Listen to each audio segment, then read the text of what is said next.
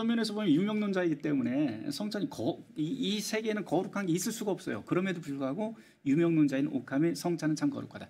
거룩한 이유가 무엇이냐면 보편자이며 무한자인 그리스도가 각각의 개별자인 인간에게 자신이 빵과 포도주에 임재하겠다라고 약속했기 때문이다. 이렇게 설명을 합니다. 그런데 여기서 중요한 게 뭐냐면 빵과 포도주에 임재하기로 약속했다라고 하는 표현이에요.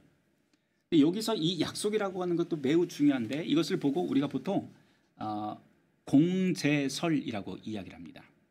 공제라고 하는 것은 함께 실제한다, 함께 존재한다라고 하는 말이에요. 그런데 가톨릭의 화채와 다른 면이 있어요.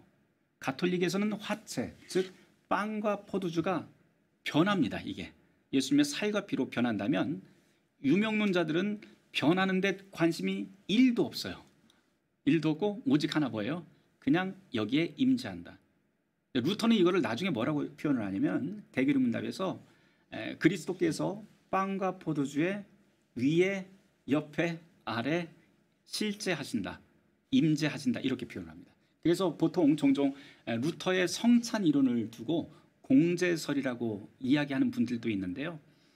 사실은 루터의 성찬 이론이 공제설이라고 하는 것은 그것을 따지고 보면 루터가 만든 그런 이론이 아니고 가톨릭의 화채설과 가톨릭의 실제설, 그 권력 구도에 기반을 둔 화채설과 그 실제설을 반박하고 또는 반대하는 그 유명론자들의 성찬론이 바로 공제설입니다.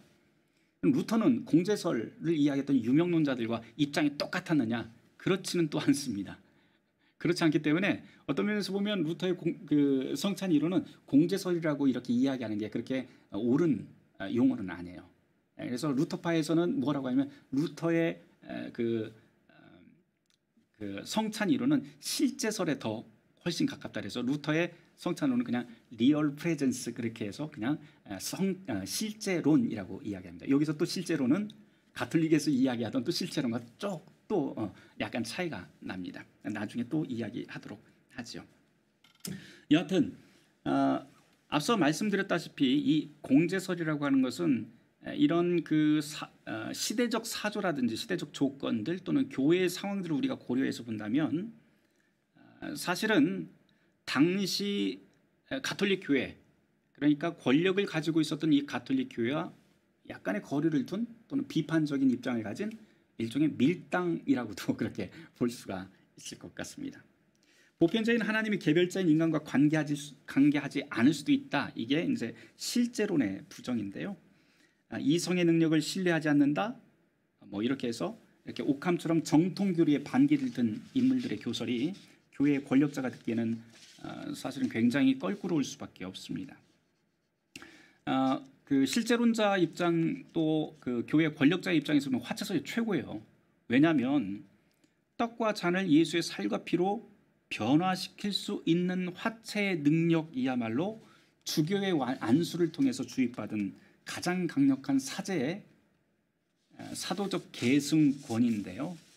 유명론자들은 이걸 우습게 여긴 거죠. 말하자면 비판적으로 본 거죠. 에이 그런 거 없어 라고 그렇게 본 겁니다. 그래서 이 때문에 프란시스파 계열 학자들이 이단으로 잘 몰립니다. 잘 몰려서 실제로 이단으로 몰렸던 사람이 오캄인데요. 이단으로 몰려서 계속 도망다니다가 죽은 사람이 바로 오캄이죠. 이런 위기에서 사실 그 프란시스파가 다 이단으로 몰리지는 않고요.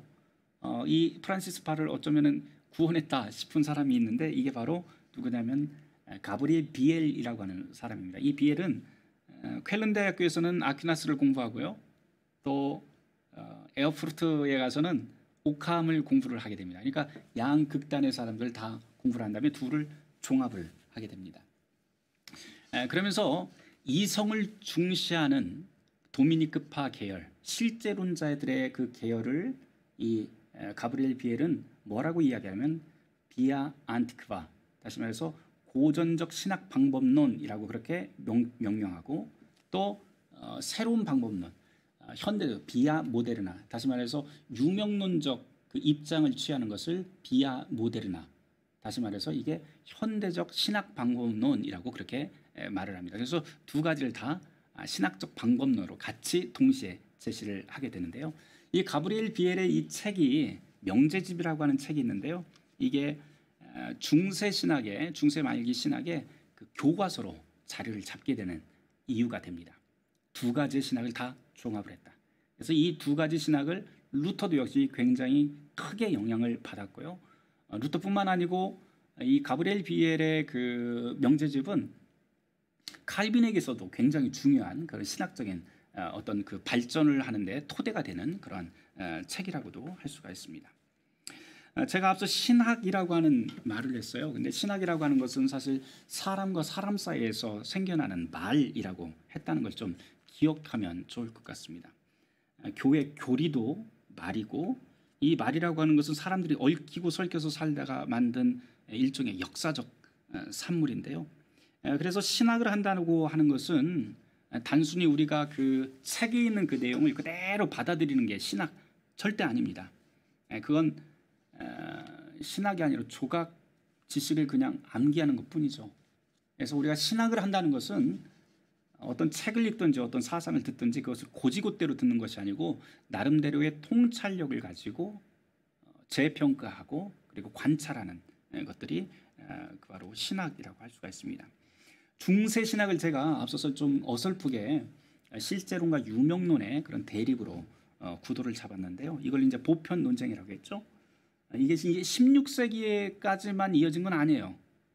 사실은 계속해서 그 이후의 세대에도 계속해서 이어지는데요. 예를 들어서 계몽주의와 경건주의의 대립, 또 경험론과 관념론의 대립, 또 현대화에서는 개인주의와 공동체주의의 대립, 또 개인과 국가의 권위 대립, 또 이런 거 다 설명이 가능한데요.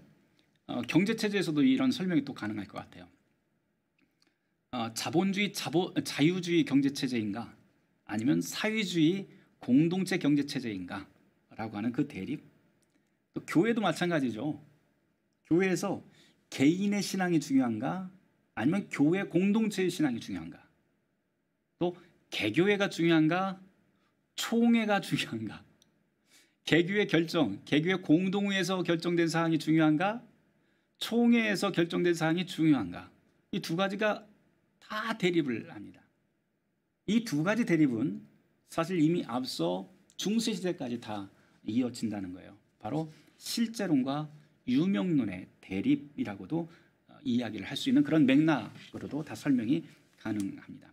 제가 이런 대립구도를 여러분에게 설명을 드리는 것은 세상은 이렇게 이원론으로 다 대립하고 있다라고 하는 걸 이야기하면서 둘 중에 하나 여러분들이 택해야 됩니다.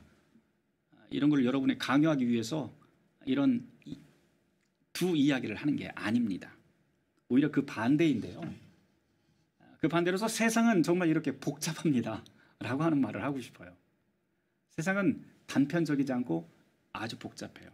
그래서 우리가 어떤 말이든지 어떤 가르침이든지 그 말의 전후 관계를 좀 면밀히 보는 그런 자세가 필요하다라고 하는 것을 여러분에게 꼭 말씀을 드리고 싶습니다.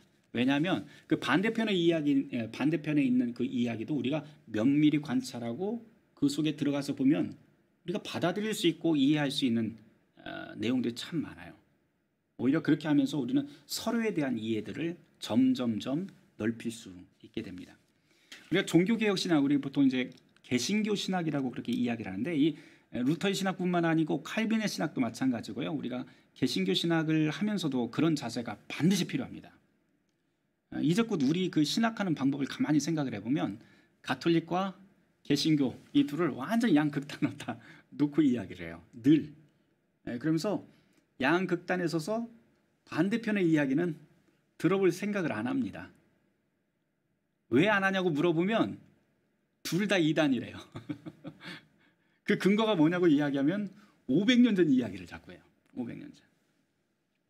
그런데 그러면서 500년 전 이야기를 근거로 드는데 서로의 오늘의 이야기는 전혀 들어볼 생각을 안 한다는 거죠. 이거 굉장히 큰 문제 아닐까요? 500년이라고 하는 시간이 흘렀어요. 이게 결코 짧은 시간이 아닙니다. 이 500년 동안 양쪽이 어마어마하게 이미 변했어요. 그래서 우리가 이야기를 나눠보면 전혀 다른 이야기들을 듣게 됩니다. 제 애가 초등학교 6학년인데요. 이제 한동안 안 만나던 친구, 저하고 이제 제 친구가 한동안 안 만나다가 한 1년 만에 만났어요. 1년 만에 만났는데 제 딸을 딱 봐요. 그러면서 한 말이, 야, 몰라보게 키도 크고 얼굴도 변하고 태도 표정 다 바뀌어서 완전히 다른 사람 됐다야. 그러면서 저한테 그런 말을 하더라고요. 근데 얼마나 지났냐면 딱 1년 만에 만났잖아요. 사람도 1년이면 그렇게 변해요. 그런데 지금 우리가 교회사라고 하는 역사를 보면서 우리는 500년이 지났는데도 500년 전과 지금의 모습을 전혀 고려하지를 않습니다. 이게 오늘 우리의 모습이에요. 우리가 신학하고 있는 개신교 신학자들, 가톨릭 신학도 마찬가지인데요. 서로가 지금 서로에 대한 이야기를 전혀 들으려고도 않고 보려고도 않는다는 게 우리한테는 굉장히 뼈아픈 실책일 수 있습니다. 좀 만나서 좀 서로의 이야기를 듣고 오해도 좀 풀고 하면 얼마나 좋을까요? 그게 그 어떤 발전이겠죠. 우리가 이 500년 동안 그 오해하고 있는 것들이 굉장히 많은데 그 중에 하나만 제가 좀 언급을 하려고 합니다. 우리가 오해하고 또 변한 것들, 그 중에 하나가 뭐냐면, 개신교인들이 가톨릭을 향해서 늘 하는 말이, 쟤네들은 공로신학을 하고 있다. 행위에 의지해서 구원받고자 하는 공로신학을 추종한다라고 하는 말을 합니다. 이에 비해서 개신교회는 오직 믿음, 오직 말씀, 오직 은혜, 이것을 강조하는데, 가톨릭 예나 지금이나 행위에 의지한다. 근데 여러분, 이 말이 맞을까요? 아니면 틀릴까요? 가톨릭에서는 무엇이라고 답변을 할까요? 그 가톨릭 교회 교리문답을 보니까 이런 말이 있어요. 제가 한번 읽어드릴게요. 그리스도의 사랑은 하나님 앞에서 우리가 내세울 수 있는 우리 안에 있는 모든 공로의 원천이다. 은혜는 능동적인 사랑 안에서 우리를 그리스도와 하나가 되게 함으로써 우리의 행동과 그 결과로 말미암아 하나님과 사람들 앞에서 드러난 그 행위의 공로의 초자연성을 보장한다. 성도들은 자신들의 공로가, 여기가 되게 중요한데, 성도들은 자신들의 공로가 순전한 은혜였다는 사실을 항상 생생하게 인식하고 있다라고 그렇게 이야기를 합니다. 이 가톨릭 신학에서, 오늘의 가톨릭 신학에서 그렇게 이야기를 합니다. 가톨릭 신학자 마이클 바버가 이렇게 이야기를 합니다. 가톨릭 교회의 모든 가르침의 공식 개요서인 가톨릭 교회 교리문답에서 발췌한 위의 인용글은 구원 및 최후 심판에서 행위의 역할에 관한 가톨릭 교회의 교리를 훌륭하게 요약하고 있다. 그래서 어떻게 훌륭하게 요약을 했냐면, 나는 이러한 내용이 일부 비가톨릭 신자들, 다시 말해서 개신교 신자들이나 개신교 신학자들 놀라게 할 것이라고 생각한다. 왜냐하면 이것은 행위에 의한 율법주의적 관점 등 많은 사람들에게 익숙한 가톨릭 교회의 구원론과 분명히 잘 어울리지 않기 때문이다. 사실 이러한 비판은 가톨릭 교회의 가르침을 심각하게 오해한 것에 불과하다라고 그렇게 지적을 합니다. 이 말을 종합을 해보면 무슨 이야기가 되면, 가톨릭 신학도 역시 은총의 신학이지 공로에 의해서 구원받는 그런 신학을 전개하지 않는다라고 하는 말이 되죠. 그러면 우리가 지금 개신교에서 가르치고 있는 가톨릭 신학은 많은 면에서 오해하고 있을 수 있다라고 하는 이야기가 됩니다. 그럼 도대체 무엇을 오해하고 있을까라고 하는 걸 또 추적을 해봐야 되잖아요. 그래서 우리가 개신교인으로서 이 가톨릭 신학을 오해하고 있는 면들을 우리가 좀 추적을 해보면, 가톨릭을 향해서 우리가 행위 구원자, 행위 구원론을 주장을 한다고 하는데, 거기서 핵심적인 용어가 바로 공로, 메리툼이라고 하는 공로라고 하는 용어입니다. 이 공로라고 하는 용어를 우리가 이제 추적을 해보면 굉장히 고대에서부터 이 공로라고 하는 용어를 사용을 해요. 그런데 시간이 지나면서 이 공로라고 하는 용어가 계속해서 변해갑니다. 그런데 변해가면서도 가장 중요하게 좀 정리가 되는 시기가 나오는데, 그게 중세 시대예요.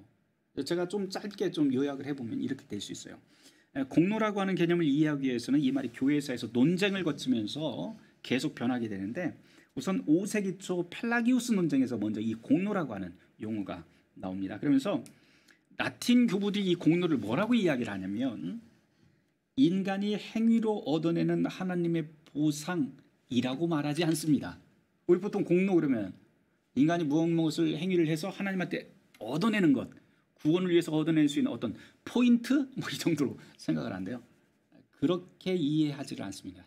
심지어 펠라기우스 논쟁에서조차도 이들에게 라틴 교부들에게 공로라고 하는 것은 어떤 식으로 이해가 되냐면 단지 죄인에게 주어지는 신적 은총, 죄인에게 주어진 값없는 하나님의 선물 이렇게 이해가 됩니다.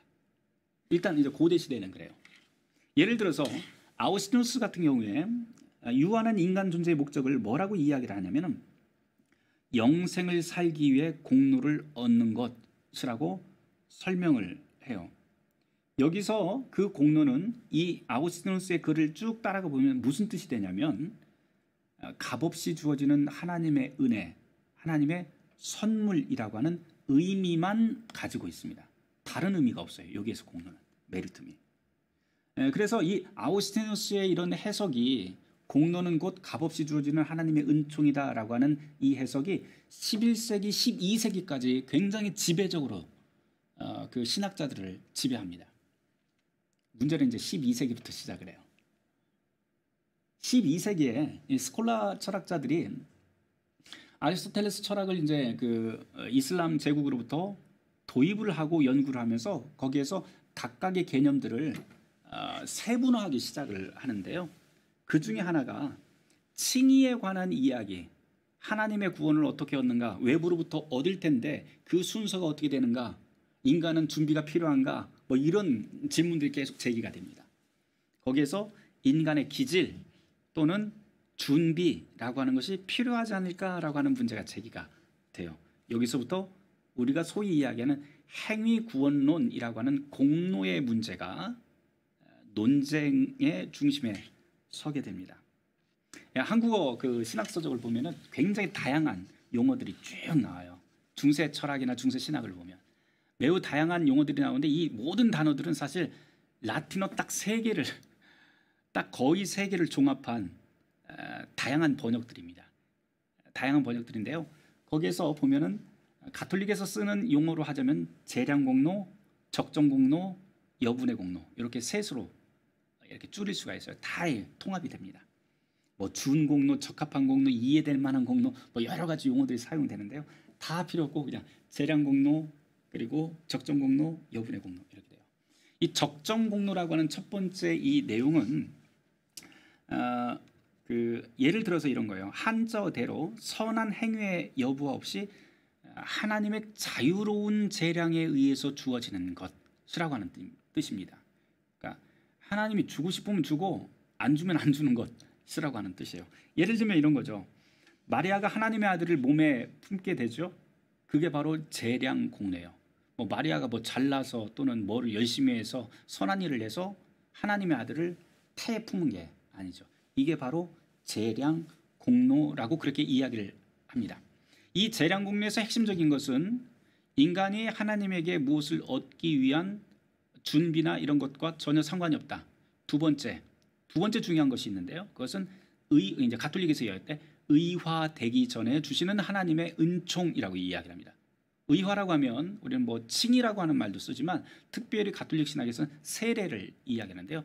세례 받기 이전에 하나님께서 주시는 은총 선물이라고 하는 뜻이 됩니다. 그런데 중요한 것은 이 재량 공로는 나중에 세례를 받은 다음에 또는 예수 그리스도를 영접한 다음에 자기가 구원을 받는데 굉장히 중요한 선한 통로가 된다라고 그렇게 설명을 합니다. 이렇게만 본다면 재량 공로라고 하는 것은 사실 그냥 거저 주는 하나님의 은총이라고 하는 개신교적 개념하고 별 다를 바가 없어요. 그렇죠? 그런데 개신교 신학에서 이 재량 공로를 비판하는 비판점이 있기는 합니다. 이 비판점이 어디냐면 경향성, 준비라고 하는 그 지점인데요. 가톨릭에서 이 경향성 또는 준비라고 하는 이 재량 공로의 경향성이라고 하는 그 지점이 가톨릭에서는 굉장히 낭만주의적으로 그렇게 채색이 됩니다. 그래서 아주 낙관적이고 긍정적인 선으로 해석이 되지만 루터나 종교개혁자들은 이 경향성이라고 하는 것이 재량공로의 경향성 그리고 준비라고 하는 것이 절대로 선으로 우리를 이끄는 것이 아니다. 오히려 이것은 욕망을 불러들이는 문이 될 수 있다라고 하면서 비판을 합니다. 바로 이 점이 서로 다른 관점의 차이라고 할 수가 있습니다. 다만 긍정적으로 오늘날 우리가 좀 생각해 볼 수 있는 여지가 있는데요. 이 재량공로라고 하는 것은 인간의 노력이나 공로하고는 상관이 없다라고 하는 그런 측면입니다. 오히려 이 재량공로는 하나님의 은총이라고 하는 틀, 하나님의 은총이라고 하는 그 틀 속에 종속적으로 존재하는 하나의 하나님의 선물이다. 그렇게 이야기를 할 수가 있습니다. 이 점을 개신교에서 많이 오해를 하고 있는 점인데요. 두 번째 적정공로라고 하는 말이 있어요. 이 적정공로는 다른 말로 해서 타당한 공로 또 은총에 후속하는, 다시 말해서 세례 받은 다음에 그 얻는 공로라고 하는 표현입니다. 이 신학에 따르면 세례를 받으면 또는 의화되면은 인간이 본질적으로 변화가 된다. 본질적으로 변화되고 의화된 사람은 하나님의 눈에 가치 있는 행위를 할 수 있게 되는데요.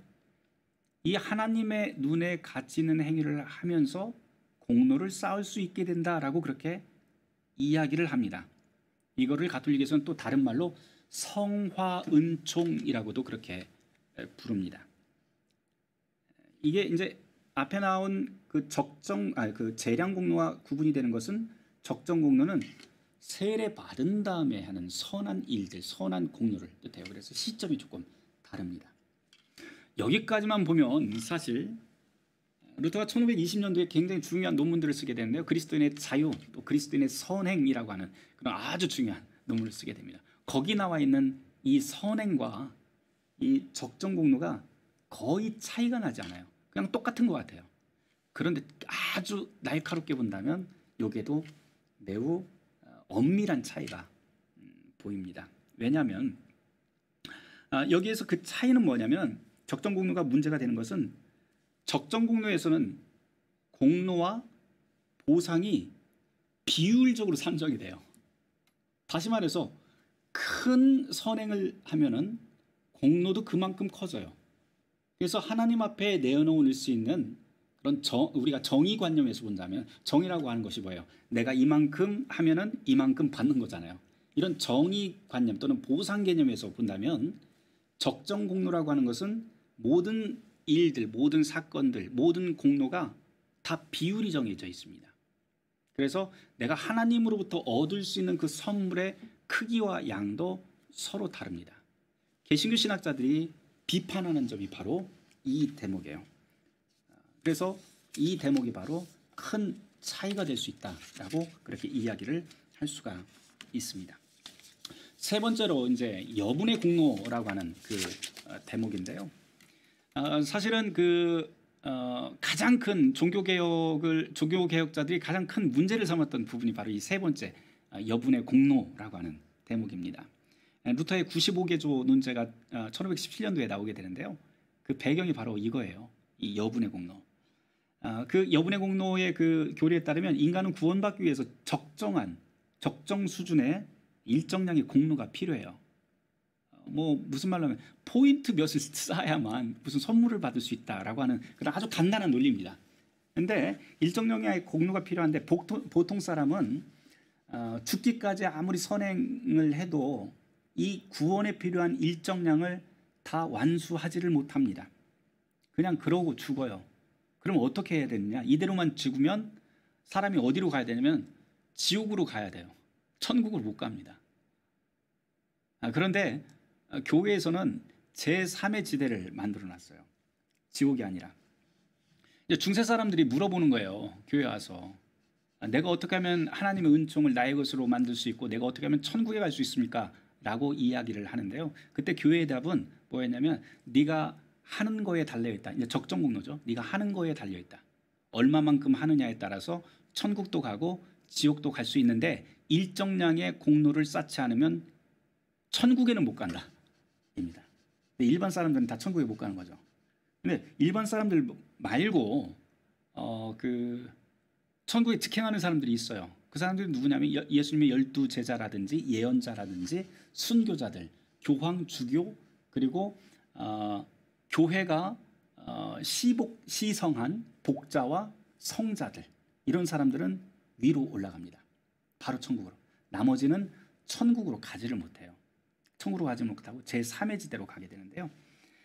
그 중세 사람들이 교회에 와서 나는 천국에 못 가면 어떻게 해야 됩니까? 라고 하는 질문을 할 때 교회가 하나의 답을 가지고 있었는데, 그 답이 바로 우리가 잘 알고 있는 고해성사 시스템입니다.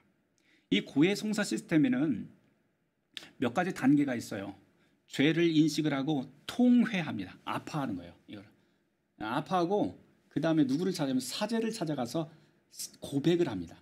통회, 고백, 그 다음에 사제, 그러니까 신부님이 뭐를 해주는 사죄 선언, 죄의 용서를 선언을 해줍니다. 이걸로 끝나는 게 아니에요. 그 다음에 있는 게 있는데 보속이라고 하는 네 번째 마지막 절차가 남아 있어요. 중세 그 교리에 의하면, 가톨릭 교리에서 사람이 죄를 지으면 두 가지의 죄의 결과물이 나온다고 설명을 합니다. 첫 번째 결과가 뭐냐면 죄의식, 죄감정이라고 하는, 라틴어로는 쿨파라고 부르는데요. 죄 감정이 남고, 그러니까 양심이 거리끼는 거예요. 죄 짓고. 두 번째가 뭐냐면 이 죄를 지은 죄에 대한 책임, 다시 말해서 형벌이 남게 됩니다. 이 형벌은 반드시 치러야 돼요. 문제는 뭐냐면 여기에서 죄의식은, 죄감정, 머릿속에 또는 우리 양심이 있었던 그 죄의식을 고해성사 시스템에서 언제 이것을 제거를 하게 되냐면은 사제가 너의 죄가 사해졌다라고 하는 그 선언, 죄 용서의 선언, 죄를 고백을 하면 용서 선언을 해주잖아요. 용서 선언을 해줄 때 죄가 다 없어지는 게 아니라 바로 죄의식, 죄감정이라고 하는 쿨파가 없어지게 됩니다. 이게 영어로 말하자면 길트예요. 이게 길트. 그 다음에 길트는 없어졌는데 뭐가 남아요? 죄에 대한 책임이 남잖아요. 이게 책임이 포에나라고 하는 라틴어인데, 이 포에나가 영어로는 퍼니시먼트입니다. 죄의 형벌. 이 보속을 통해서 죄의 형벌에 대한 그것을 지워버려야 됩니다. 그럼 완벽해져요. 그런데 이제 고대 교회에서는 이 보속의 단계에서 뭐를 했냐면, 보속이 맨 뒤로 가는 게 아니고 사실은 사죄 선언, 그러니까 사제가, 목회자나 주교가 너의 죄가 용서되었다 전에 하는 겁니다. 그런데 이제 중세시대 때는 이게 보속이 맨 뒤로 가요. 뒤로 가면서 뒤로 가기도 했지만, 또 초대교회와 초기 교회와 많이 다른 점은, 초기 교회에서 보속이라고 하는 것은, 보속의 형태는 죄를 지었습니다 했을 때 사제가 너의 죄가 용서가 되었다 이야기 한다면 그 사람은 반드시 경건의 생활을 해야 됩니다. 이 세 가지 경건의 생활이 대표적인데요. 기도, 금식, 자선이라고 하는 것을 하게 됩니다. 우리 마태복음 그 6장에 나오는 내용이잖아요. 이게 주기도문 앞에 나오는 그 내용인데요. 바로 이 기도, 자선, 금식을 통해서 보속합니다. 죄에 대한 책임을 지워버립니다. 근데 이 지워버린다고 하는 것이, 기도, 자선, 금식이라고 하는 것은 죄에 대한 책임을 지면서 단순히 개인의 경건만을 이야기하는 건 아니에요. 누군가에게 죄를 지었으면 그 사람에게 가서 공적 책임을 지는 겁니다. 그래서 그것을 해소할 때까지 하는 겁니다. 이게 바로 보속입니다. 근데 이게 중세시대로 오게 되면 기도, 자선, 뭐 이런 게 아니고, 기도, 금식, 자선이 아니고 뭐로 변하냐면 성지순례, 그다음에 성물 숭배, 그다음에 면벌부, 이런 걸로 돈으로 바뀌어 버립니다. 간편하잖아요. 교회도 역시 이게 아주 간편했던 것은, 교회 운영하는데, 자금 운영하는데 자금을 불러 일으키는데 매우 좋은 수단이었기 때문에, 바로 이 고해성사 시스템이 원래 초기에는 목회적 관점에 의해서 시작이 됐을지는 모르겠지만, 중세로 16세기에 점점 중세 말로 가면서는 완전히 이게 십자군 전쟁 이후에는 완전히 그 첫 번째 그런 의도와는 다르게 왜곡된 형태로 넘어가 버리게 됩니다. 문제는 뭐냐면요, 죄의식, 고해성사를 하면서 죄의식과 죄책을 다 지워버린다고 했는데, 문제는, 진짜 문제가 하나 남았어요. 뭐냐면 사람이 살면서 그 고해성사를 할 적에 문제는 내가 고백한 죄만 없어진다는 거예요. 근데 여러분들이 현실적으로 한번 생각을 해보세요. 우리가 살아가면서 내 죄를 다 말로 다 고백을 할 수 있을까요? 그렇지 않아요. 우리 권사님들 기도할 때 그런 기도 많이 하는데요. 알고 지은 죄, 모르고 지은 죄. 모르고 지은 죄가 있다는 거죠. 또 말로 고백하지 못한 죄도 있다는 거죠. 그런데도 불구하고 하나님은 아주 완전 무결하고 완벽히 거룩한 분이기 때문에, 그리고 또 머리털까지도 세신 분이시기 때문에 그런 우리가 잊어버린 죄까지도 다 기억을 하신다. 그래서 그 모든 죄, 우리가 고백하지 않았던 죄는 그대로 남는다라고 그렇게 중세교회는 가르칩니다. 이걸 뭐라고 이야기하면 잠벌이라고 이야기를 하고요. 이 잠벌은 죽기 전까지 우리가 고백을 하지 않았기 때문에, 또는 보속을 하지 않았기 때문에 그대로 남는데, 그게 어디 남냐면 제3의 지대인 연옥이라고 하는 곳에 남게 됩니다. 그게 바로 천국, 지옥 사이에 남아있는 제3의 지대 연옥입니다. 이 연옥에서는 그 잠벌을 다 치러야만 이제 하늘로, 천국으로 올라갈 수 있게 됩니다. 원래 이 연옥이라고 하는 개념이 그 초기 교회에서 3세기 이전에는요, 목회적인 관점에서 이야기를 했던 거예요. 어떤 제3의 지대로서 이야기를 한 게 아니고, 실제적으로 이런 일이 있잖아요. 우리 아버지 어머니는 예수를 전혀 몰랐어요. 들어보지도 못했어요. 그런데 법도 없이도 사실 아주 착하신 분이었는데 돌아가셨어요. 그러면 우리 아버지는 천국 갈까요? 지옥 갈까요? 이런 질문 할 수 있잖아요. 실제로 3세기 때 또 이런 질문 할 수 있죠. 여러분, 이순신 장군과 세종대왕은 지옥 갔을까요? 천국 갔을까요? 이런 질문 할 수 있잖아요. 그러면 어떤 분들은 예수 못 믿었으니까 바로 지옥 가죠, 이렇게 이야기를 할 수 있겠지만, 실제로 목회 현장에서는 그게 나와 연결된 나의 친족이라든지 이런 사람들과 연결되어 있을 때는 그렇게 함부로 이야기를 못합니다. 그래서 그런 사람들을 위해서 그 베드로 후서라든지 아니면은 성서에 나와 있는 죽음의 세계, 예수님께서 음부의 세계로 또는 죽음의 세계로 내려가셨다라고 하는 그런 대목들을, 또는 스올로 가셨다라고 하는 그 구약의 스올이라고 하는 그 개념을 끌어들여서 초기 교회 목회 현장에서는 이 푸가토리오라고 하는 용어를 씁니다. 이게 뭐냐면 정화한다라고 하는 뜻인데요. 우리는 그 죽은 사람, 예수를 알지 못하고 죽은 사람들이 어떻게 됐을지는 모르지만, 전능하신 하나님, 또는 죽음을 이기시고 죽음의 세계로 내려가신 그 예수 그리스도께서 그 모든 죄들을 정화하실 것이다. 푸가토리오라고 그렇게 이야기를 합니다. 이게 목회적 관점에 의한 그 정화 개념이었는데요. 나중에 중세시대 때는 이 정화한다라고 하는 목회적 관점이 제3의 지대로서 푸가토리움이라고 하는 형태로서 갑자기 등장을 하게 됩니다. 이게 바로 연옥이라고 하는 세계입니다. 이 연옥이 나오게 되는데요. 앞서 말씀드렸다시피 천국으로 직행하는 사람들이 있다고 그랬어요. 그 사람들은 일정량의 그 구원의 그 공로를 넘어서는 사람들인데, 넘은 그 공로, 여분의 공로가 이 땅에 남게 돼요.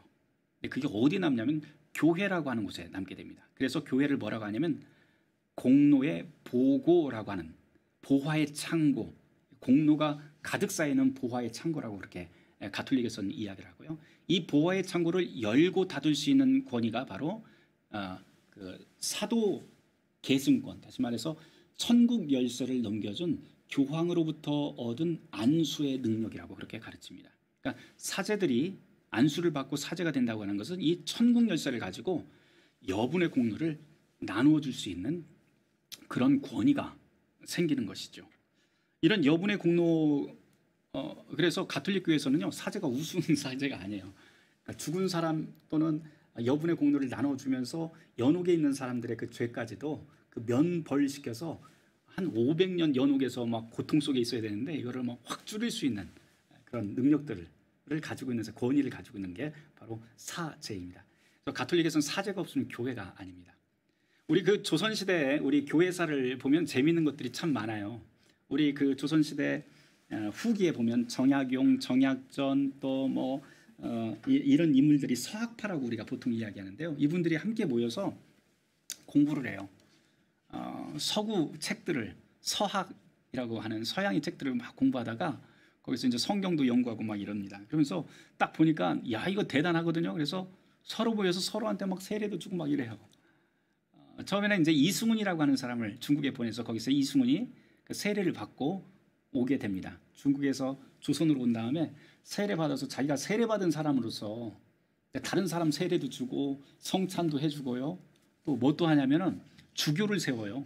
이 이승훈이 주교 같은 사람으로 막 세워서 그 사람들이 성찬하게 막 만듭니다. 뭐 정약전 같은 정약용, 정약전 뭐 이런 사람들을 정약종도 그렇죠. 이런 사람들을 막 세워서 그 주교의 역할을 나눠주게 됩니다. 그런데 이렇게 책 보다가 그 기독교가 된 케이스가 선교 역사가 우리나라가 유일합니다. 그러니까 우리나라 사람들 대단한 거예요, 아주. 그런데 문제가 뭐냐면 책 보고 그렇게 공부했는데 나중에 또 책 보다 보니까는 자기네들끼리 다 교회라고 이야기를 하고 성찬도 하고 뭐 다 했단 말이에요. 세례도 다 주고 했단 말이에요. 책 보다 보니까 사제가 없으면 이게 교회가 아니래요. 깜짝 놀래요. 그래서 이승훈과 거기 있었던 초기 그 그룹들이 회의를 해서 한 사람을 보내게 됩니다. 그 사람이 누구냐면 이 사도권이 없으니까 이게 교회가 아니라고 해서 윤유일이라고 하는 사람을 밀사로 중국에 보내게 됩니다. 이게 1789년도에 신자그룹에서 밀사로 윤유일을 보내게 되는데요. 보내서 무슨 이야기를 하냐면 중국에 있는 가톨릭 그 선교부에 무슨 이야기를 하면 우리한테 성직자를 보내주십시오라고 하는 밀사를 보내게 돼요. 그래서 그 이듬해에 1790년도에 그 윤유일이 서신을 가지고 오는데 성직자를 보내주는 몇 가지 그 조건들이 있었어요. 그 조건 중에 하나가 제사를 드리면 성직자를 안 보내준다라고 하는 그런 서신을 받게 됩니다. 근데 어쨌든 이 서신을 받고 나서 자기네 교회 지금껏 하던 그 교회들을 없애버려요. 해체를 해버립니다. 해체를 해버리고 성직자가 올 때까지 성직자를 보내달라고 하는 운동도 펴고 기도도 하고 그런 모임들로 다시 꾸려지게 됩니다. 이게 이제 우리가 소위 이야기를 가성직 제도 시대 이렇게 이야기를 하는데요. 교회가 아니다. 그러나 성직 제도가 가짜의 성직자 제도로 있었다라고 하는 시대입니다. 그런 다음에 중국에서 문무일이라고 하는 그 주문모 신부라고 하는 분이 오게 됩니다. 이게 1795년도에 그러니까 바로 온 것도 아니죠.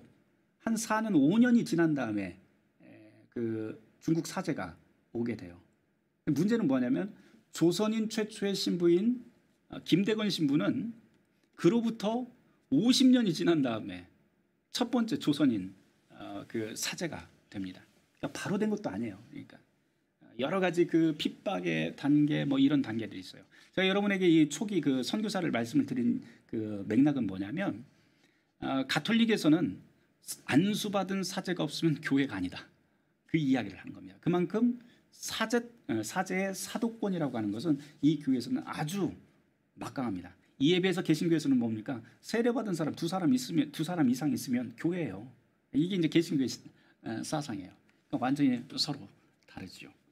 어쨌든 가톨릭은 사제가 없으면 교회가 아닌데요. 사제가 필요한 이유 그것은 사도권 때문이고 사도권의 능력 중 가장 중요한 능력은 떡과 잔을 예수의 살과 피로 바꾸는 화채의 능력.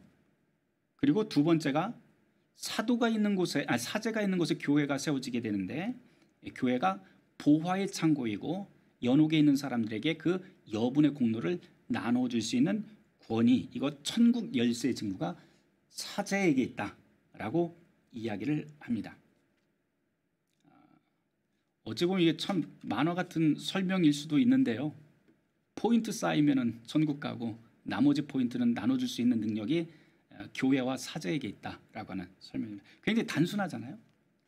그런데 이렇게 워낙 단순하기 때문에 사실은 중세시대 때 통했던 거예요. 왜? 교육받지 못했으니까. 평신도들도 교육 못 받았고 사제들도 교육을 받지 못하다 보니까 이런 아주 간략한 또 단순한 이론들이 통하게 됩니다. 그리고 이런 이론을 통해서 교회의 존재 이유와 권위를 수성을 하게 되었던 것이죠.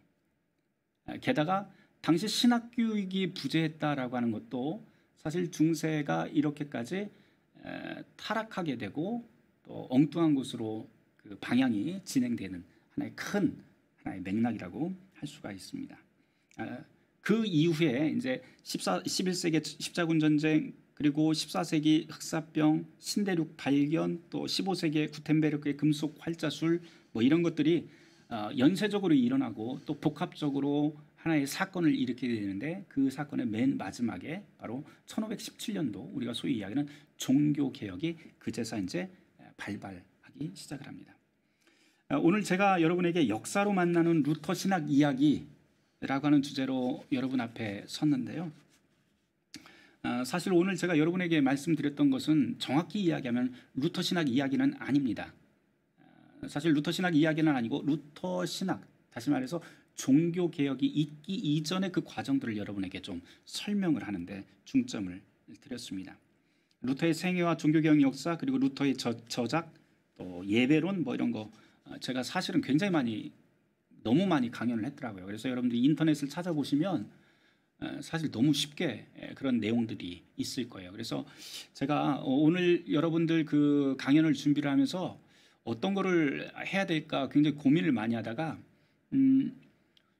역사로 보는 루터 신학 이야기라고 했으니까 그 역사에 대한 이야기를 좀 새롭게 여러분들에게 설명하는 것이 훨씬 좋을 것 같다. 그래서 이렇게 종교 개혁이 오기까지 중세 역사와 신학을 좀 듬성듬성 짚어보았습니다. 끝으로 여러분에게 좀 당부드릴 일이 있어요. 그것은 신학은 말이다라고 하는 맨 처음에 말씀드렸던 그 내용인데요. 우리가 신학을 한다고 하는 것은 역사라고 하는 것을, 역사적 사건을 다변적으로 관찰하는 것부터 시작을 합니다. 그래서 물론 우리가 고정관념 또는 선입견이라고 하는 것, 그런 선입견 없는 어떤 관찰이라고 하는 것, 중립적인 관찰, 사실 객관적인 관찰, 사실 그런 거는 존재하지 않습니다. 누구든지 자기만의 나름의 안경을 끼고 어떤 사물이나 또는 사건을 관찰하고 해석을 하게 되는데요. 그럼에도 중요한 것은 내 생각, 내 지식, 내 관점, 내 고정관념이 틀릴 수도 있다라고 하는 그런 여지를 좀 가지고 다른 사건들과 인물들과 신학을 대하는 자세가 매우 중요하다고 할 수가 있습니다. 이런 태도가 사실은, 이런 태도로 역사를 보는 것은 매우 중요한데요. 그런 태도로 우리가 역사를 볼 때 좀 더 깊은 역사와의 대화도 할 수 있고, 또 거기서 우리 자신에 대한 모습들도 조금 더 깊게 성찰할 수 있게 됩니다. 종교개혁 신학뿐만 아니라 모든 성숙한 신학이라고 하는 것들이 사실은 바로 이런 자세로부터, 겸손한 자세로부터 시작이 되는데요. 그리고 우리가 종교개혁 신학이라고 하는 것이 바로 사실은 바로 그런 말과 사건, 이 모든 것들이 복합된 그 결과였고, 또 이런 것들이었다. 또 그리스도인이라고 하는 이름도 그렇잖아요. 그리스도인이라고 하는 이름도 사실은 우리의 것만 주장하는 것이 아니고 그 시대 안에서 일어난 말과 사건의 총합이라고 할 수가 있습니다. 그러니까 이런 그리스도인이라고 하는 이름도 그런 사건과 말의 열매라고 하는 것을 잊지 말았으면 좋겠습니다. 길고 지루한 시간 함께해 주셔서 감사합니다. 여기까지 하겠습니다. 고맙습니다.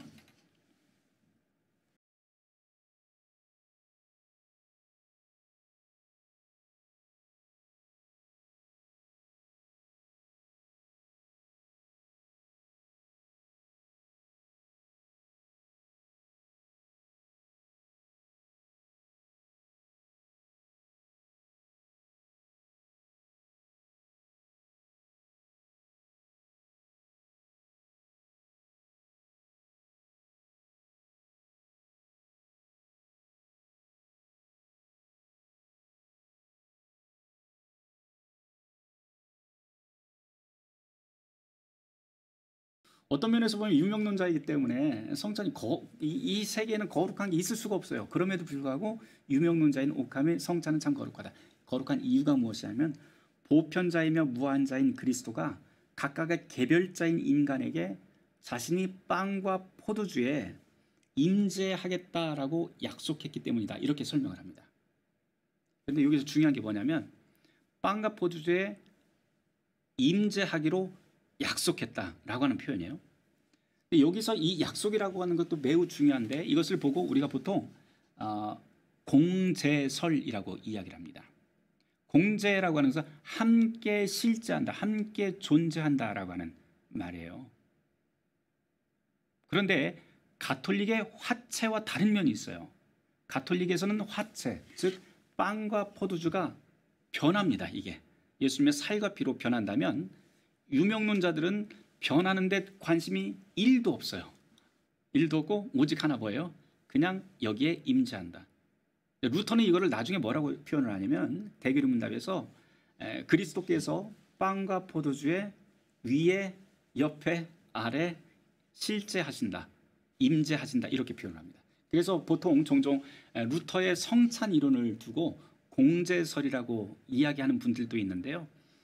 사실은 루터의 성찬 이론이 공제설이라고 하는 것은 그것을 따지고 보면 루터가 만든 그런 이론이 아니고 가톨릭의 화채설과 가톨릭의 실제설, 그 권력 구도에 기반을 둔 화채설과 그 실제설을 반박하고 또는 반대하는 그 유명론자들의 성찬론이 바로 공제설입니다.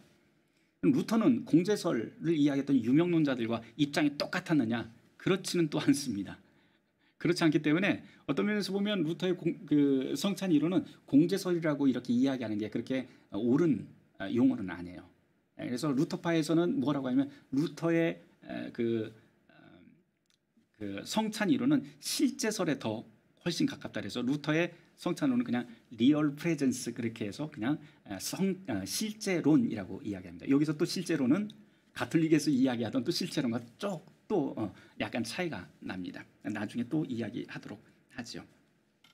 여하튼 앞서 말씀드렸다시피 이 공제설이라고 하는 것은 이런 그 시대적 사조라든지 시대적 조건들 또는 교회의 상황들을 우리가 고려해서 본다면 사실은 당시 가톨릭 교회, 그러니까 권력을 가지고 있었던 이 가톨릭 교회와 약간의 거리를 둔 또는 비판적인 입장을 가진 일종의 밀당이라고도 그렇게 볼 수가 있을 것 같습니다.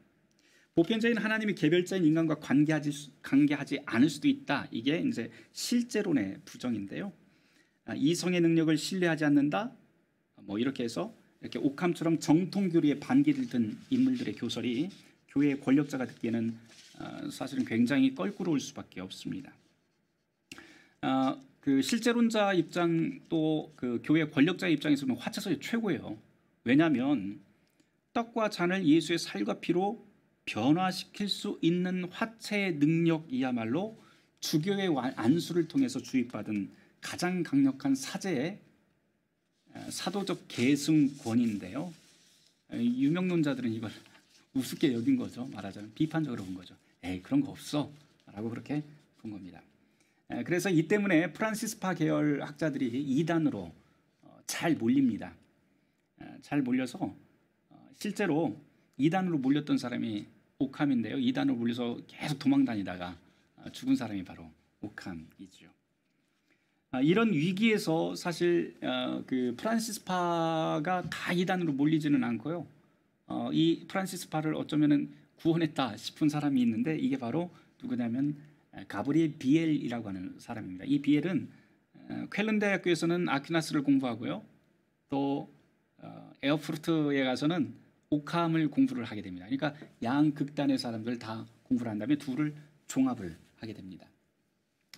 그러면서 이성을 중시하는 도미니크파 계열, 실제론자들의 그 계열을 이 가브리엘 비엘은 뭐라고 이야기하면 비아 안티크바, 다시 말해서 고전적 신학 방법론이라고 그렇게 명명하고 또 새로운 방법론, 현대적 비아 모데르나, 다시 말해서 유명론적 그 입장을 취하는 것을 비아 모데르나, 다시 말해서 이게 현대적 신학 방법론이라고 그렇게 말을 합니다. 그래서 두 가지를 다 신학적 방법론으로 같이 동시에 제시를 하게 되는데요. 이 가브리엘 비엘의 이 책이 명제집이라고 하는 책이 있는데요. 이게 중세 신학의 중세 말기 신학의 그 교과서로 자료를 잡게 되는 이유가 됩니다. 두 가지의 신학을 다 종합을 했다. 그래서 이 두 가지 신학을 루터도 역시 굉장히 크게 영향을 받았고요. 루터뿐만 아니고 이 가브리엘 비엘의 그 명제집은 칼빈에게서도 굉장히 중요한 그런 신학적인 어떤 그 발전을 하는데 토대가 되는 그런 책이라고도 할 수가 있습니다. 제가 앞서 신학이라고 하는 말을 했어요. 근데 신학이라고 하는 것은 사실 사람과 사람 사이에서 생겨나는 말이라고 했다는 걸 좀 기억하면 좋을 것 같습니다. 교회 교리도 말이고, 이 말이라고 하는 것은 사람들이 얽히고 설켜서 살다가 만든 일종의 역사적 산물인데요. 그래서 신학을 한다고 하는 것은 단순히 우리가 그 책에 있는 그 내용을 그대로 받아들이는 게 신학 절대 아닙니다. 그건 신학이 아니라 조각 지식을 그냥 암기하는 것뿐이죠. 그래서 우리가 신학을 한다는 것은 어떤 책을 읽든지 어떤 사상을 듣든지 그것을 고지고대로 듣는 것이 아니고 나름대로의 통찰력을 가지고 재평가하고 그리고 관찰하는 것들이 바로 신학이라고 할 수가 있습니다. 중세 신학을 제가 앞서서 좀 어설프게 실제론과 유명론의 그런 대립으로 구도를 잡았는데요. 이걸 이제 보편 논쟁이라고 했죠. 이게 16세기에까지만 이어진 건 아니에요. 사실은 계속해서 그 이후의 세대에도 계속해서 이어지는데요. 예를 들어서 계몽주의와 경건주의의 대립, 또 경험론과 관념론의 대립, 또 현대화에서는 개인주의와 공동체주의의 대립, 또 개인과 국가의 권위 대립, 또 이런 거 다 설명이 가능한데요. 경제체제에서도 이런 설명이 또 가능할 것 같아요. 자본주의, 자유주의 경제체제인가 아니면 사회주의 공동체 경제체제인가 라고 하는 그 대립. 또 교회도 마찬가지죠. 교회에서 개인의 신앙이 중요한가 아니면 교회 공동체의 신앙이 중요한가, 또 개교회가 중요한가 총회가 중요한가, 개교회 결정, 개교회 공동회에서 결정된 사항이 중요한가 총회에서 결정된 사항이 중요한가, 이 두 가지가 다 대립을 합니다. 이 두 가지 대립은 사실 이미 앞서 중세시대까지 다 이어진다는 거예요. 바로 실제론과 유명론의 대립이라고도 이야기를 할 수 있는 그런 맥락으로도 다 설명이 가능합니다. 제가 이런 대립구도를 여러분에게 설명을 드리는 것은 세상은 이렇게 이원론으로 다 대립하고 있다라고 하는 걸 이야기하면서 둘 중에 하나 여러분들이 택해야 됩니다. 이런 걸 여러분에 강요하기 위해서 이런 두 이야기를 하는 게 아닙니다. 오히려 그 반대인데요. 그 반대로서 세상은 정말 이렇게 복잡합니다 라고 하는 말을 하고 싶어요. 세상은 단편적이지 않고 아주 복잡해요. 그래서 우리가 어떤 말이든지 어떤 가르침이든지 그 말의 전후 관계를 좀 면밀히 보는 그런 자세가 필요하다라고 하는 것을 여러분에게 꼭 말씀을 드리고 싶습니다.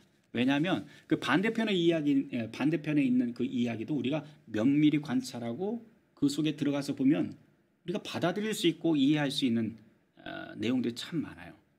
오히려 그렇게 하면서 우리는 서로에 대한 이해들을 점점점 넓힐 수 있게 됩니다.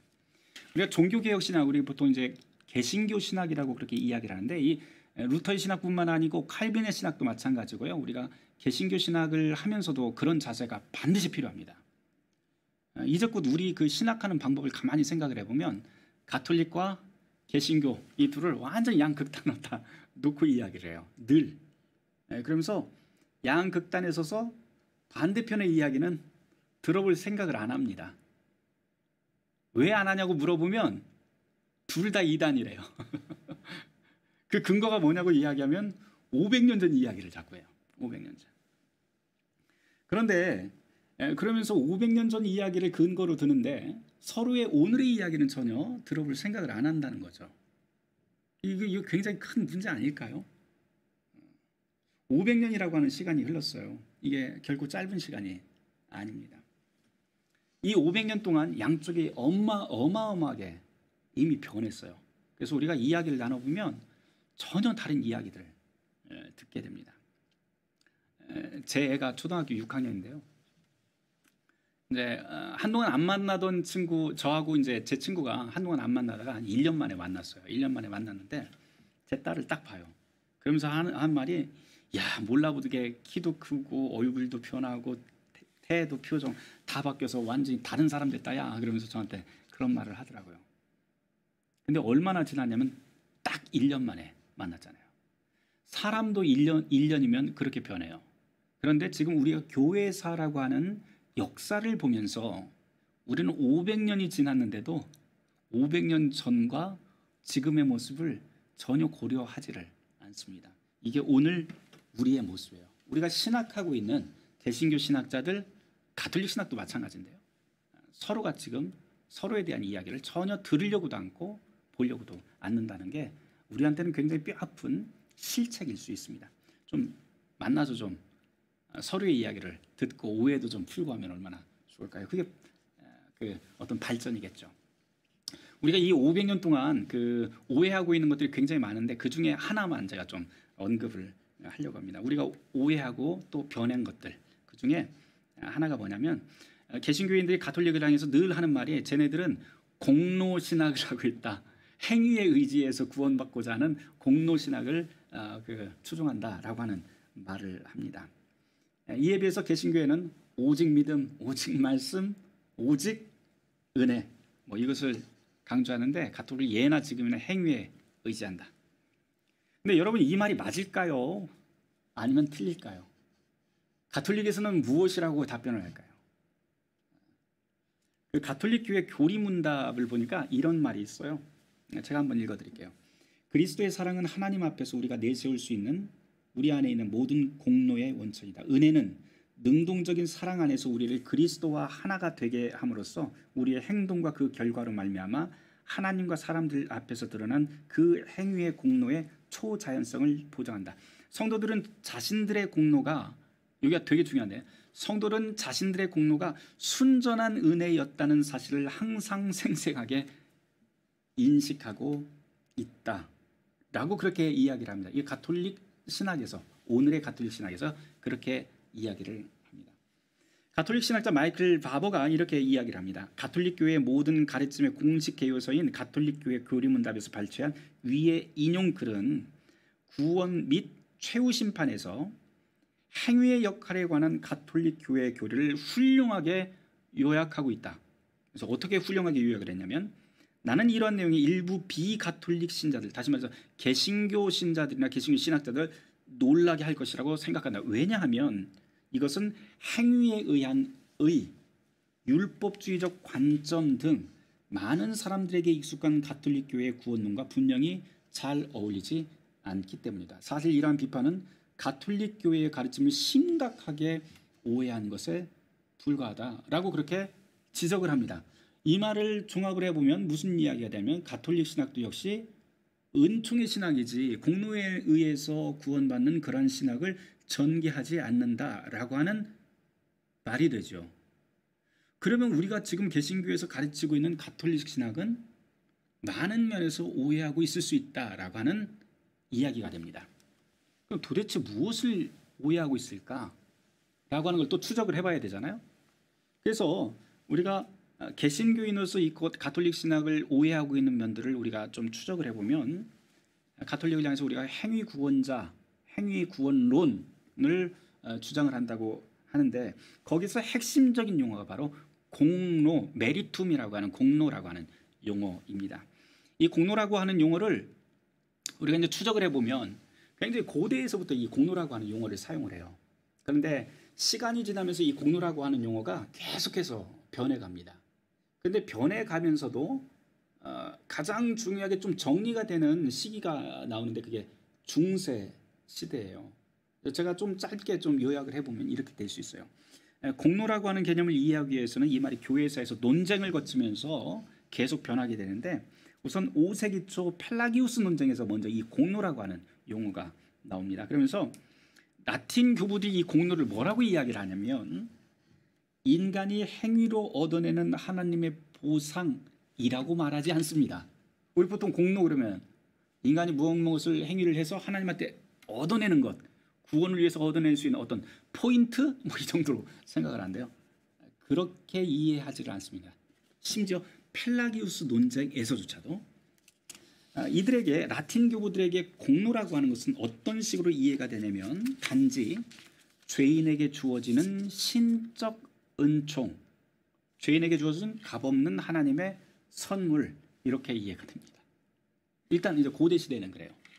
예를 들어서 아우스티누스 같은 경우에 유한한 인간 존재의 목적을 뭐라고 이야기를 하냐면은 영생을 살기 위해 공로를 얻는 것이라고 설명을 해요. 여기서 그 공로는 이 아우스티누스의 글을 쭉 따라가 보면 무슨 뜻이 되냐면 값없이 주어지는 하나님의 은혜, 하나님의 선물이라고 하는 의미만 가지고 있습니다. 다른 의미가 없어요. 여기에서 공로는 메리트미.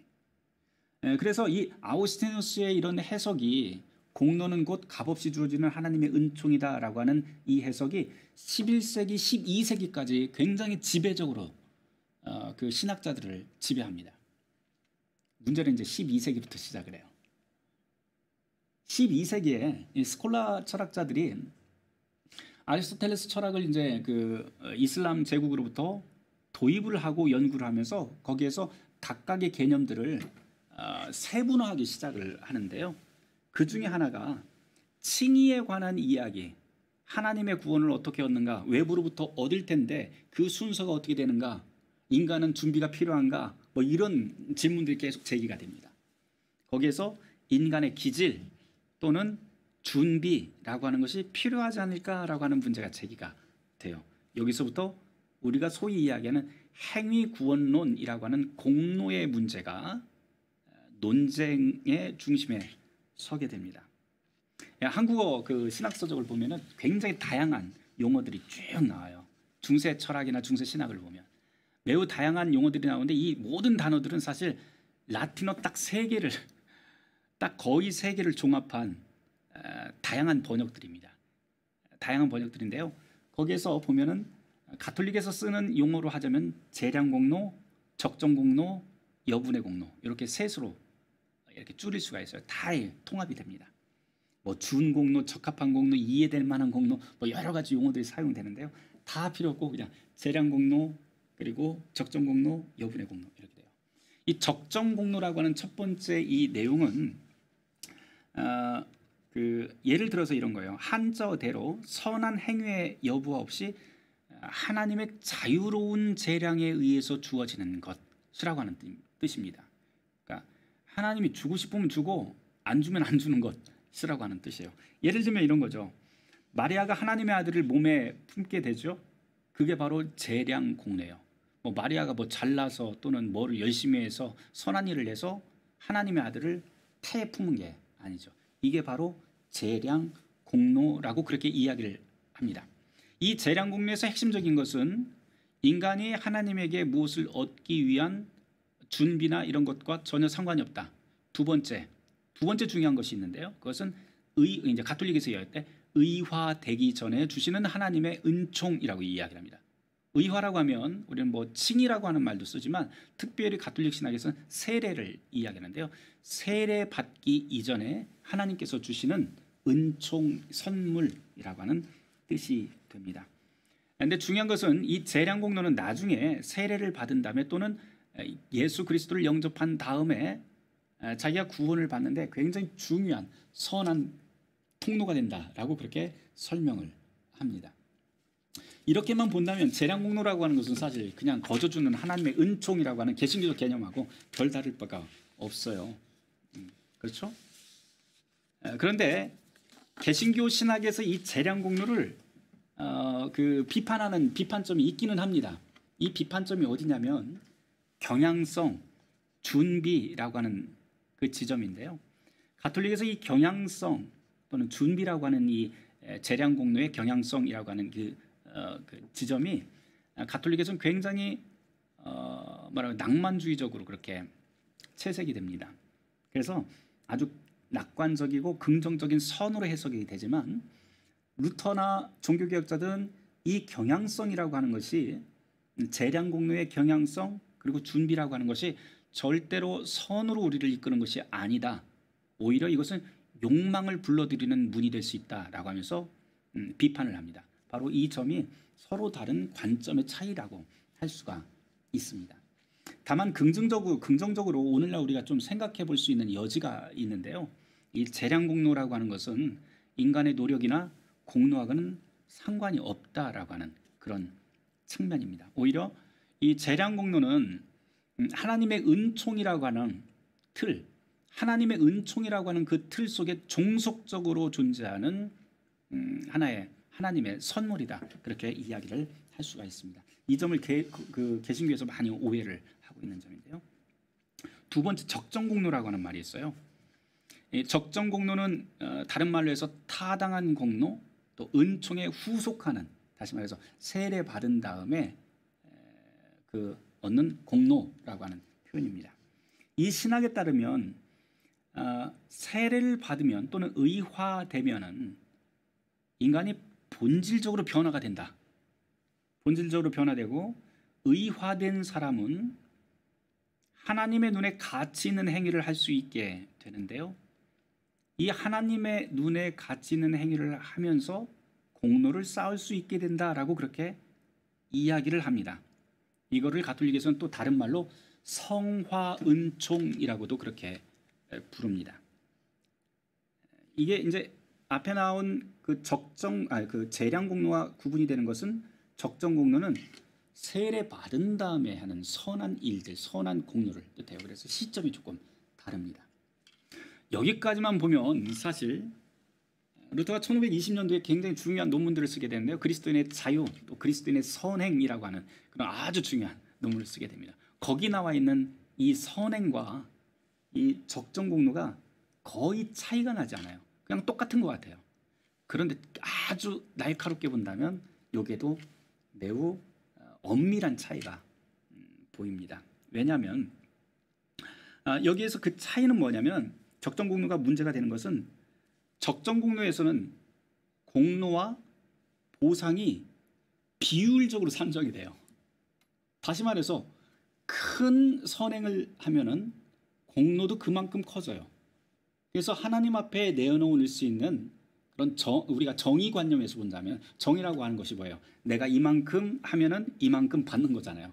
이런 정의관념 또는 보상 개념에서 본다면 적정 공로라고 하는 것은 모든 일들, 모든 사건들, 모든 공로가 다 비율이 정해져 있습니다. 그래서 내가 하나님으로부터 얻을 수 있는 그 선물의 크기와 양도 서로 다릅니다. 개신교 신학자들이 비판하는 점이 바로 이 대목이에요. 그래서 이 대목이 바로 큰 차이가 될 수 있다라고 그렇게 이야기를 할 수가 있습니다. 세 번째로 이제 여분의 공로라고 하는 그 대목인데요. 사실은 가장 큰 종교개혁자들이 가장 큰 문제를 삼았던 부분이 바로 이 세 번째, 여분의 공로라고 하는 대목입니다. 루터의 95개조 논제가 1517년도에 나오게 되는데요. 그 배경이 바로 이거예요. 이 여분의 공로. 그 여분의 공로의 그 교리에 따르면 인간은 구원받기 위해서 적정 수준의 일정량의 공로가 필요해요.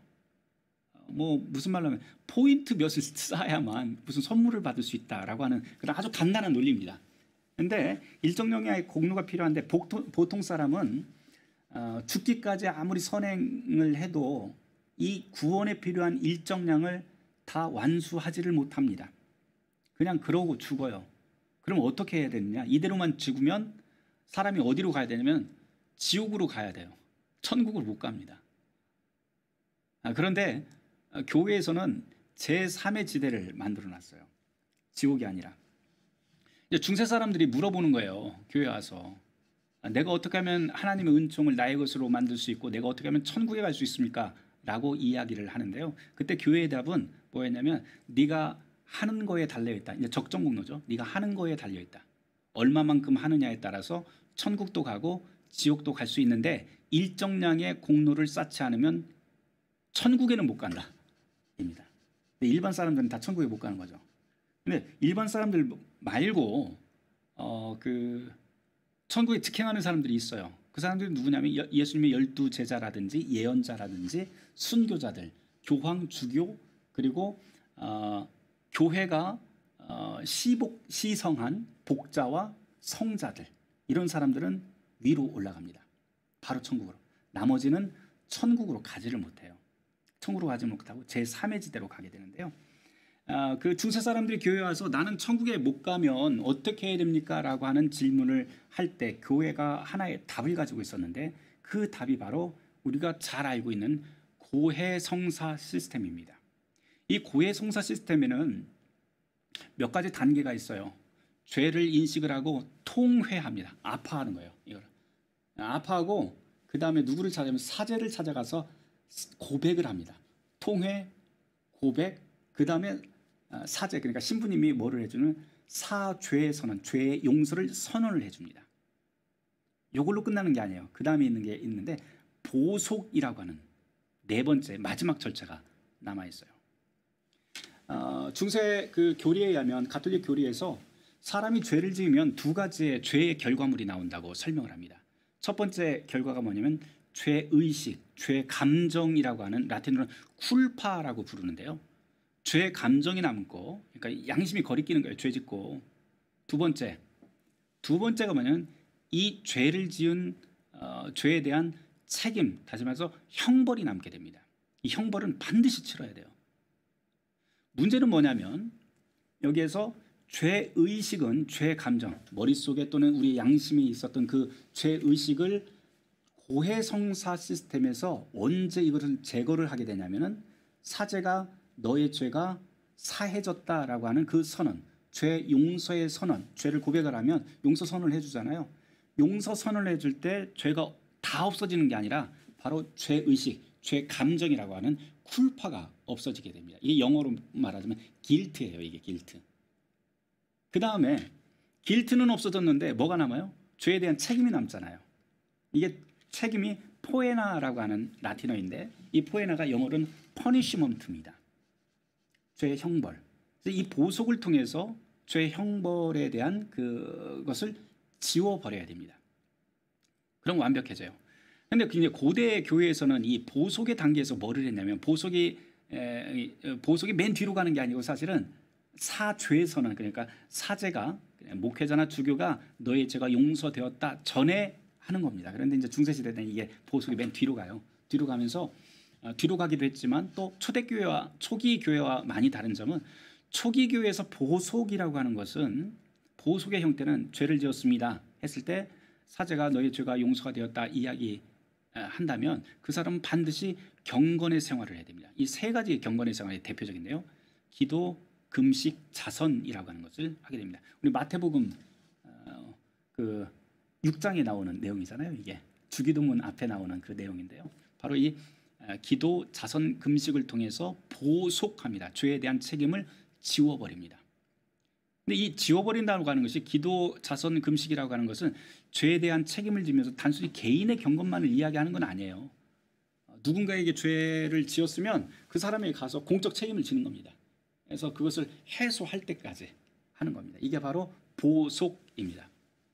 근데 이게 중세시대로 오게 되면 기도, 자선 뭐 이런 게 아니고 기도, 금식, 자선이 아니고 뭐로 변하냐면 성지순례, 그다음에 성물 숭배, 그다음에 면벌부 이런 걸로 돈으로 바뀌어 버립니다. 간편하잖아요. 교회도 역시 이게 아주 간편했던 것은 교회 운영하는데 자금을 불러 일으키는데 매우 좋은 수단이었기 때문에 바로 이 고해성사 시스템이 원래 초기에는 목회적 관점에 의해서 시작이 됐을지는 모르겠지만 중세로 16세기에 점점 중세 말로 가면서는 완전히 이게 십자군 전쟁 이후에는 완전히 그 첫 번째 그런 의도와는 다르게 왜곡된 형태로 넘어가 버리게 됩니다. 문제는 뭐냐면요. 죄의식, 고해성사를 하면서 죄의식과 죄책을 다 지워버린다고 했는데 문제는 진짜 문제가 하나 남았어요. 뭐냐면 사람이 살면서 그 고해성사를 할 적에 문제는 내가 고백한 죄만 없어진다는 거예요. 근데 여러분들이 현실적으로 한번 생각을 해보세요. 우리가 살아가면서 내 죄를 다 말로 다 고백을 할 수 있을까요? 그렇지 않아요. 우리 권사님들 기도할 때 그런 기도 많이 하는데요. 알고 지은 죄, 모르고 지은 죄. 모르고 지은 죄가 있다는 거죠. 또 말로 고백하지 못한 죄도 있다는 거죠. 그런데도 불구하고 하나님은 아주 완전 무결하고 완벽히 거룩한 분이기 때문에 그리고 또 머리털까지도 세신 분이시기 때문에 그런 우리가 잊어버린 죄까지도 다 기억을 하신다. 그래서 그 모든 죄, 우리가 고백하지 않았던 죄는 그대로 남는다라고 그렇게 중세교회는 가르칩니다. 이걸 뭐라고 이야기하면 잠벌이라고 이야기를 하고요. 이 잠벌은 죽기 전까지 우리가 고백을 하지 않았기 때문에 또는 보속을 하지 않았기 때문에 그대로 남는데 그게 어디 남냐면 제3의 지대인 연옥이라고 하는 곳에 남게 됩니다. 그게 바로 천국, 지옥 사이에 남아있는 제3의 지대 연옥입니다. 이 연옥에서는 그 잠벌을 다 치러야만 이제 하늘로 천국으로 올라갈 수 있게 됩니다. 원래 이 연옥이라고 하는 개념이 그 초기 교회에서 3세기 이전에는요 목회적인 관점에서 이야기를 했던 거예요. 어떤 제3의 지대로서 이야기를 한 게 아니고 실제적으로 이런 일이 있잖아요. 우리 아버지 어머니는 예수를 전혀 몰랐어요. 들어보지도 못했어요. 그런데 법도 없이도 사실 아주 착하신 분이었는데 돌아가셨어요. 그러면 우리 아버지는 천국 갈까요? 지옥 갈까요? 이런 질문할 수 있잖아요. 실제로 3세기 때 또 이런 질문할 수 있죠. 여러분 이순신 장군과 세종대왕은 지옥 갔을까요? 천국 갔을까요? 이런 질문할 수 있잖아요. 그러면 어떤 분들은 예수 못 믿었으니까 바로 지옥 가죠. 이렇게 이야기를 할 수 있겠지만 실제로 목회 현장에서는 그게 나와 연결된 나의 친족이라든지 이런 사람들과 연결되어 있을 때는 그렇게 함부로 이야기를 못합니다. 그래서 그런 사람들을 위해서 그 베드로 후서라든지 아니면은 성서에 나와 있는 죽음의 세계, 예수님께서 음부의 세계로 또는 죽음의 세계로 내려가셨다라고 하는 그런 대목들을 또는 스올로 가셨다라고 하는 그 구약의 스올이라고 하는 그 개념을 끌어들여서 초기 교회 목회 현장에서는 이 푸가토리오라고 하는 용어를 씁니다. 이게 뭐냐면 정화한다라고 하는 뜻인데요. 우리는 그 죽은 사람, 예수를 알지 못하고 죽은 사람들이 어떻게 됐을지는 모르지만 전능하신 하나님 또는 죽음을 이기시고 죽음의 세계로 내려가신 그 예수 그리스도께서 그 모든 죄들을 정화하실 것이다. 푸가토리오라고 그렇게 이야기를 합니다. 이게 목회적 관점에 의한 그 정화 개념이었는데요. 나중에 중세시대 때는 이 정화한다라고 하는 목회적 관점이 제3의 지대로서 푸가토리움이라고 하는 형태로서 갑자기 등장을 하게 됩니다. 이게 바로 연옥이라고 하는 세계입니다. 이 연옥이 나오게 되는데요. 앞서 말씀드렸다시피 천국으로 직행하는 사람들이 있다고 그랬어요. 그 사람들은 일정량의 그 구원의 그 공로를 넘어서는 사람들인데 넘은 그 공로, 여분의 공로가 이 땅에 남게 돼요. 근데 그게 어디 남냐면 교회라고 하는 곳에 남게 됩니다. 그래서 교회를 뭐라고 하냐면 공로의 보고라고 하는 보화의 창고, 공로가 가득 쌓이는 보화의 창고라고 그렇게 가톨릭에서는 이야기를 하고요. 이 보화의 창고를 열고 닫을 수 있는 권위가 바로 그 사도 계승권, 다시 말해서 천국 열쇠를 넘겨준 교황으로부터 얻은 안수의 능력이라고 그렇게 가르칩니다. 그러니까 사제들이 안수를 받고 사제가 된다고 하는 것은 이 천국 열쇠를 가지고 여분의 공로를 나누어 줄 수 있는 그런 권위가 생기는 것이죠. 이런 여분의 공로, 그래서 가톨릭 교회에서는요 사제가 우스운 사제가 아니에요. 그러니까 죽은 사람 또는 여분의 공로를 나눠주면서 연옥에 있는 사람들의 그 죄까지도 그 면벌시켜서 한 500년 연옥에서 막 고통 속에 있어야 되는데 이거를 막 확 줄일 수 있는 그런 능력들을 가지고 있는, 권위를 가지고 있는 게 바로 사제입니다. 그래서 가톨릭에서는 사제가 없으면 교회가 아닙니다. 우리 그 조선시대에 우리 교회사를 보면 재미있는 것들이 참 많아요. 우리 그 조선시대 후기에 보면 정약용, 정약전 또 뭐 이런 인물들이 서학파라고 우리가 보통 이야기하는데요. 이분들이 함께 모여서 공부를 해요. 서구 책들을, 서학이라고 하는 서양의 책들을 막 공부하다가 거기서 이제 성경도 연구하고 막 이럽니다. 그러면서 딱 보니까 야 이거 대단하거든요. 그래서 서로 모여서 서로한테 막 세례도 주고 막 이래요.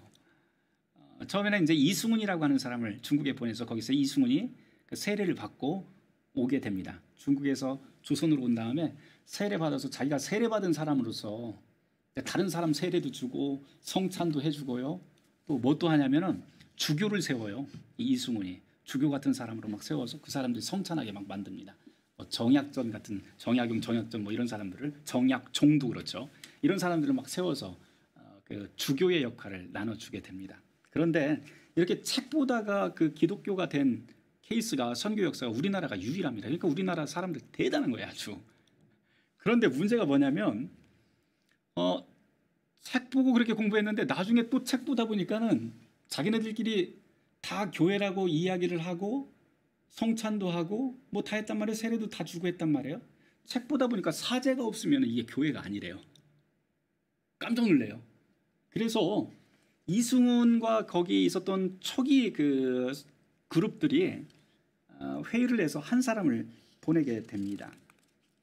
그 사람이 누구냐면 이 사도권이 없으니까 이게 교회가 아니라고 해서 윤유일이라고 하는 사람을 밀사로 중국에 보내게 됩니다. 이게 1789년도에 신자그룹에서 밀사로 윤유일을 보내게 되는데요. 보내서 무슨 이야기를 하냐면 중국에 있는 가톨릭 그 선교부에 무슨 이야기를 하면 우리한테 성직자를 보내주십시오라고 하는 밀사를 보내게 돼요. 그래서 그 이듬해에 1790년도에 그 윤유일이 서신을 가지고 오는데 성직자를 보내주는 몇 가지 그 조건들이 있었어요. 그 조건 중에 하나가 제사를 드리면 성직자를 안 보내준다라고 하는 그런 서신을 받게 됩니다.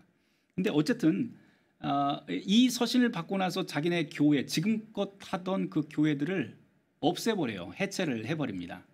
해체를 해버리고 성직자가 올 때까지 성직자를 보내달라고 하는 운동도 펴고 기도도 하고 그런 모임들로 다시 꾸려지게 됩니다. 이게 이제 우리가 소위 이야기를 가성직 제도 시대 이렇게 이야기를 하는데요.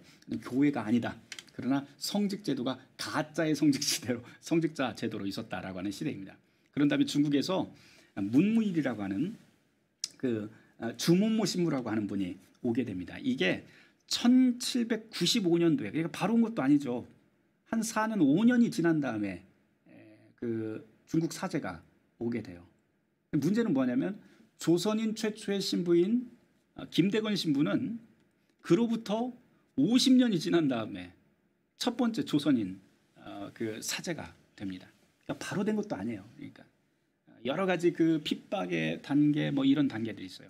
제가 여러분에게 이 초기 그 선교사를 말씀을 드린 그 맥락은 뭐냐면 가톨릭에서는 안수받은 사제가 없으면 교회가 아니다. 그 이야기를 하는 겁니다. 그만큼 사제의 사도권이라고 하는 것은 이 교회에서는 아주 막강합니다. 이에 비해서 개신교에서는 뭡니까? 세례받은 사람 두 사람 이상 있으면 교회예요. 이게 이제 개신교의 사상이에요. 그러니까 완전히 서로 다르죠. 어쨌든 가톨릭은 사제가 없으면 교회가 아닌데요. 사제가 필요한 이유 그것은 사도권 때문이고 사도권의 능력 중 가장 중요한 능력은 떡과 잔을 예수의 살과 피로 바꾸는 화체의 능력. 그리고 두 번째가 사제가 있는 곳에 교회가 세워지게 되는데 교회가 보화의 창고이고 연옥에 있는 사람들에게 그 여분의 공로를 나눠줄 수 있는 권위, 이것 천국 열쇠의 직무가 사제에게 있다라고 이야기를 합니다. 어찌 보면 이게 참 만화 같은 설명일 수도 있는데요. 포인트 쌓이면은 천국 가고 나머지 포인트는 나눠줄 수 있는 능력이 교회와 사제에게 있다라고 하는 설명입니다. 굉장히 단순하잖아요. 그런데 이렇게 워낙 단순하기 때문에 사실은 중세시대 때 통했던 거예요. 왜? 교육받지 못했으니까. 평신도들도 교육 못 받았고 사제들도 교육을 받지 못하다 보니까 이런 아주 간략한 또 단순한 이론들이 통하게 됩니다. 그리고 이런 이론을 통해서 교회의 존재 이유와 권위를 수성을 하게 되었던 것이죠. 게다가 당시 신학교육이 부재했다라고 하는 것도 사실 중세가 이렇게까지 타락하게 되고 또 엉뚱한 곳으로 그 방향이 진행되는 하나의 맥락이라고 할 수가 있습니다. 그 이후에 이제 11세기 십자군 전쟁 그리고 14세기 흑사병, 신대륙 발견 또 15세기의 구텐베르크의 금속 활자술 뭐 이런 것들이 연쇄적으로 일어나고 또 복합적으로 하나의 사건을 일으키게 되는데 그 사건의 맨 마지막에 바로 1517년도 우리가 소위 이야기하는 종교개혁이 그제서 이제 발발하기 시작을 합니다. 오늘 제가 여러분에게 역사로 만나는 루터 신학 이야기라고 하는 주제로 여러분 앞에 섰는데요. 사실 오늘 제가 여러분에게 말씀드렸던 것은 정확히 이야기하면 루터 신학 이야기는 아닙니다. 사실 루터 신학 이야기는 아니고 루터 신학, 다시 말해서 종교 개혁이 있기 이전의 그 과정들을 여러분에게 좀 설명을 하는데 중점을 드렸습니다. 루터의 생애와 종교 개혁 역사, 그리고 루터의 저작, 또 예배론 뭐 이런 거 제가 사실은 굉장히 너무 많이 강연을 했더라고요. 그래서 여러분들이 인터넷을 찾아보시면 사실 너무 쉽게 그런 내용들이 있을 거예요. 그래서 제가 오늘 여러분들 그 강연을 준비를 하면서 어떤 거를 해야 될까 굉장히 고민을 많이 하다가 역사로 보는 루터 신학 이야기라고 했으니까 그 역사에 대한 이야기를 좀 새롭게 여러분들에게 설명하는 것이 훨씬 좋을 것 같다. 그래서 이렇게 종교 개혁이 오기까지 중세 역사와 신학을 좀 듬성듬성 짚어보았습니다. 끝으로 여러분에게 좀 당부드릴 일이 있어요. 그것은 신학은 말이다라고 하는 맨 처음에 말씀드렸던 그 내용인데요. 우리가 신학을 한다고 하는 것은 역사라고 하는 것을, 역사적 사건을 다변적으로 관찰하는 것부터 시작을 합니다. 그래서 물론 우리가 고정관념 또는 선입견이라고 하는 것, 그런 선입견 없는 어떤 관찰이라고 하는 것, 중립적인 관찰, 사실 객관적인 관찰, 사실 그런 거는 존재하지 않습니다. 누구든지 자기만의 나름의 안경을 끼고 어떤 사물이나 또는 사건을 관찰하고 해석을 하게 되는데요. 그럼에도 중요한 것은 내 생각, 내 지식, 내 관점, 내 고정관념이 틀릴 수도 있다라고 하는 그런 여지를 좀 가지고 다른 사건들과 인물들과 신학을 대하는 자세가 매우 중요하다고 할 수가 있습니다. 이런 태도가 사실은, 이런 태도로 역사를 보는 것은 매우 중요한데요. 그런 태도로 우리가 역사를 볼 때 좀 더 깊은 역사와의 대화도 할 수 있고, 또 거기서 우리 자신에 대한 모습들도 조금 더 깊게 성찰할 수 있게 됩니다. 종교개혁 신학뿐만 아니라 모든 성숙한 신학이라고 하는 것들이 사실은 바로 이런 자세로부터, 겸손한 자세로부터 시작이 되는데요. 그리고 우리가 종교개혁 신학이라고 하는 것이 바로 사실은 바로 그런 말과 사건, 이 모든 것들이 복합된 그 결과였고, 또 이런 것들이었다. 또 그리스도인이라고 하는 이름도 그렇잖아요. 그리스도인이라고 하는 이름도 사실은 우리의 것만 주장하는 것이 아니고 그 시대 안에서 일어난 말과 사건의 총합이라고 할 수가 있습니다.